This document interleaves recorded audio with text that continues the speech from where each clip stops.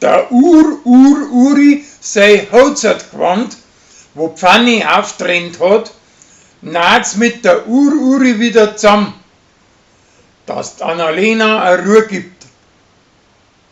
Der Gregor setzt einen Preis aus für das bessere Reklamebeutel zu der Lansinger Sommerwiesen und der Christian gewinnt ihm ein kleines Fassel Bier. Für die Sommerwiesen tut der Gerstl mit der Rosi Stanzeln dichten.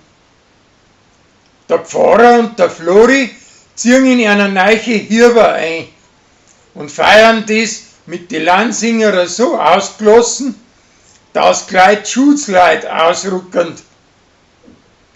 Danach werden sie streitet, weil der Flori ein geschlamperter Hund ist. Die Wirtsleute grinsen, weil der Lorenz der Zenzi haufenweise Pariser geht, aber dabei braucht es, weil es einen Hund über seine weiche Bratzen drüber zieht. Der Sascha streitet mit den Weibern, wer das empfindlicher ist, weil er von jemand anderen kritisiert wird. Als Zwiefall zieht von Roland seiner Hirbe aus, weil er ihm das Hummel gesteckt hat, dass der eine andere anbuselt hat. Sie mag auch nicht mehr mit ihm reden und drum schreibt er ihr einen Liebesbrief, aber der zieht auch nicht.